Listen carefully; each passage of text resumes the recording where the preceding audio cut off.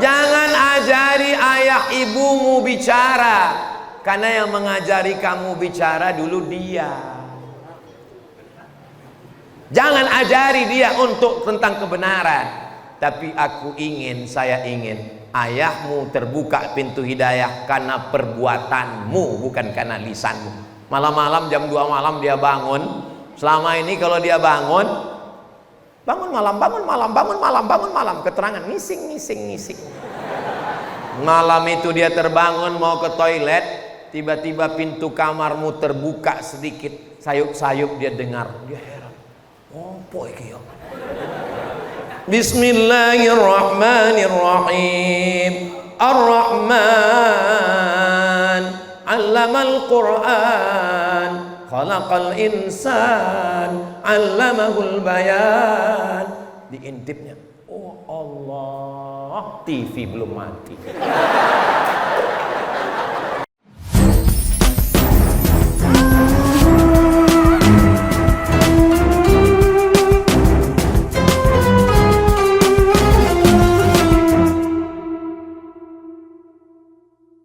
Nanti kalau diminta, kebetulan pada malam ini kita biasanya habis sholat isya menjelang tarawih ada kultumnya. Malam ini alhamdulillah ada santri kita pulang, kita minta kultum. Bicarakan ayat-ayat Al-Quran. Jangan ngomong ngalur ngidul ngetan semua pusing jamaah.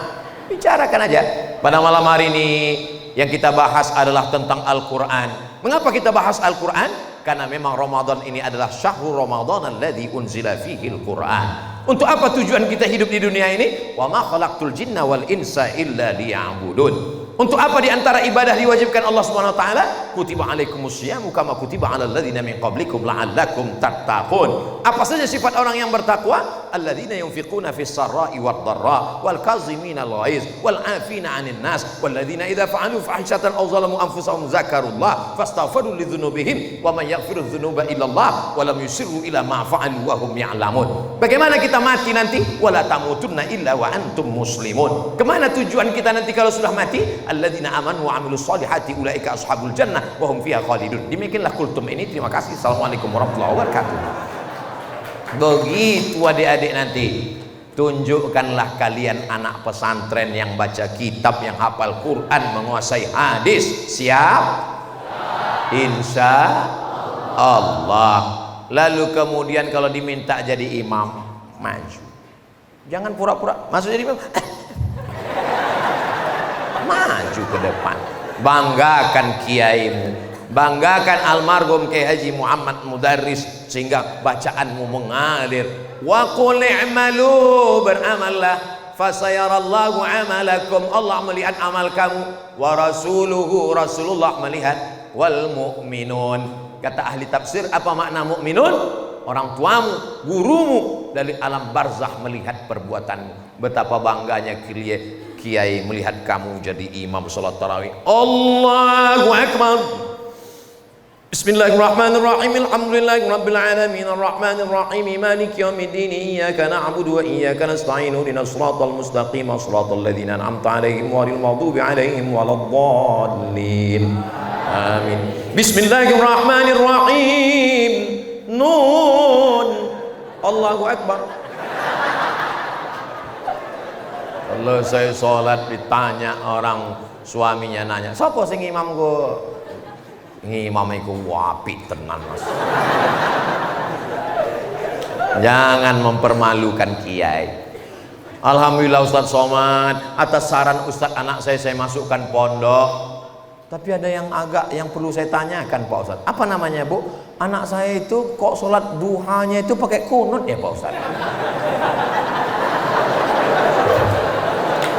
Saya nggak mau ini terjadi. Ini memang pernah terjadi, tapi bukan di Sumatera Selatan. Ini terjadi di planet Mars, Neptunus, Merkurius, dan Pluto. Ustadz kan selalu jawab pakai mazhab Hanafi, Maliki, Syafi'i, Hambali. Kalau duha pakai kunut itu mazhab apa ya Pak Ustadz? Mau dijawab takut orang tuanya down. Itu anak ibu kesiangan Bu. Kalau di sini bangunnya jam 3, jam 4 tahajud, maka saat nanti bangun tahajud jugalah. Nah, Saya tidak ingin kamu mentang-mentang tamat pondok pulang lalu manggil bapaknya yang belum sholat, ibunya yang belum pakai kerudung, ya ayyuhalladzina kafaru.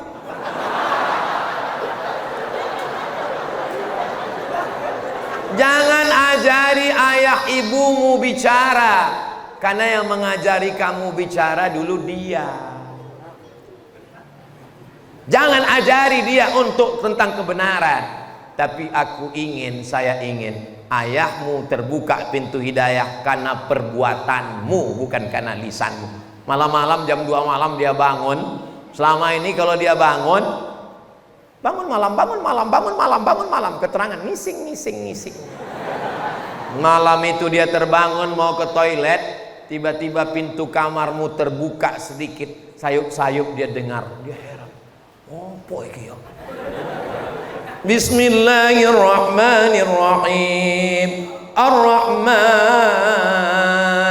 'allamal Qur'an, khalaqal insan, 'allamahul bayan.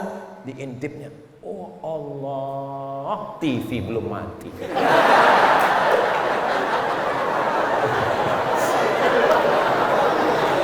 Saya mau mereka malam itu malu kepada Allah. Aku yang sudah 40-50 tahun dah mau mati, kok nggak pernah tahajud malam.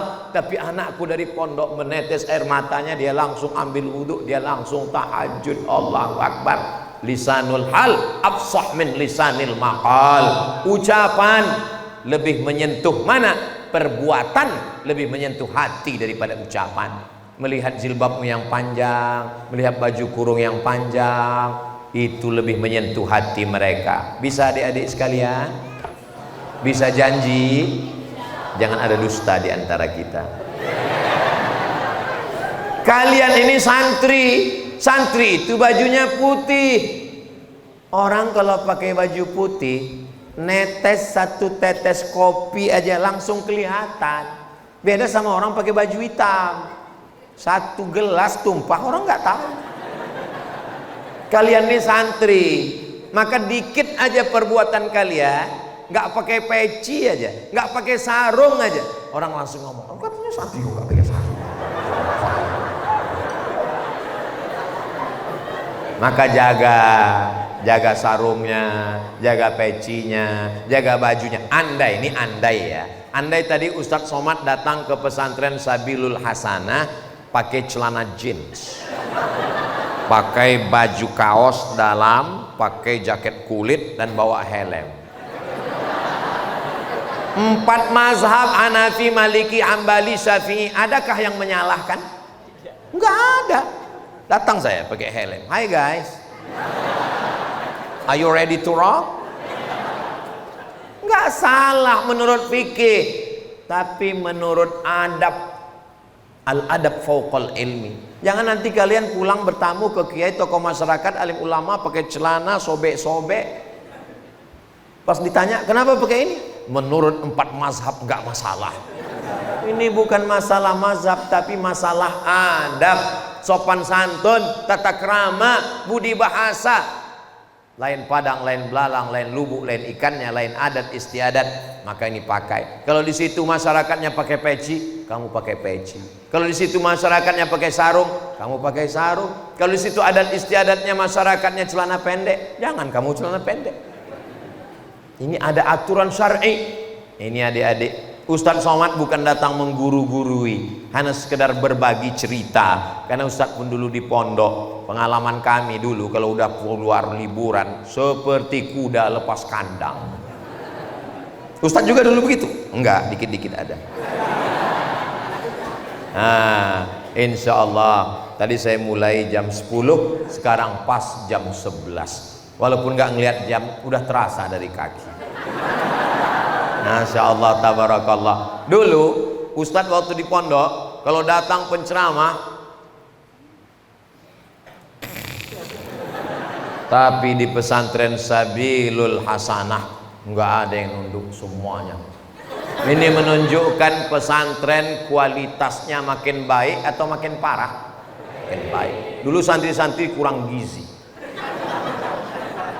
Kalau ada orang ngantuk waktu dengar pengajian, 2 kemungkinan. Pertama, diganggu setan, yang kedua cacingan. Enggak ada alasan di bulan Ramadan diganggu setan, karena setan diikat semua. Pas ditanya, setan kau ada ganggu? Ora iso. Nggak bisa. Tapi di pesantren Sabilul Hasanah, mata saya tajam melihat dari ujung ke ujung. Santrinya Masya Allah, di atas rupanya ada, itu tangannya keluar. Masya Allah.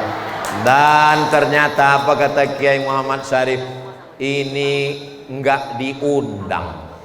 Ini malam ini enggak pakai undangan ternyata. Enggak ini tamu enggak diundang semua ini.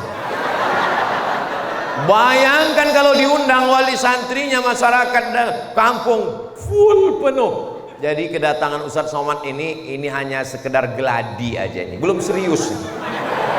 Seriusnya nanti di masa akan datang. Allahu Akbar. Itulah yang dapat Al-Fakir sampaikan. Banyak tutur kata kurang adab, kurang sopan, itu berasal dari kekurangan Al-Fakir Abdul Somad. Yang baik-baik datang dari Allah Subhanahu wa taala. Mudah-mudahan menjadi amal jariah. Ketika adik-adik khatam Quran, jadi kiai, jadi ustadz, buka pondok, sedikit banyak mengalir juga pahalanya untuk Abdul Somad insyaallah. Di akhir majelis mari kita aminkan doa Sayyidi Al-Habib Mahdi bin Syihab. Mudah-mudahan anak kita semuanya soleh dan solehah, keluarga kita sakinah mawaddah warahmah, orang tuanya tenang karena anak-anaknya yang sudah terselamatkan dari LGBT, dari riba, dari narkoba, dari judi online, dari PlayStation, selamat semuanya insyaallah. Terima kasih atas segala perhatian. Ala hadhihi niyah wa kulli niyatin salihah. Al-Fatihah.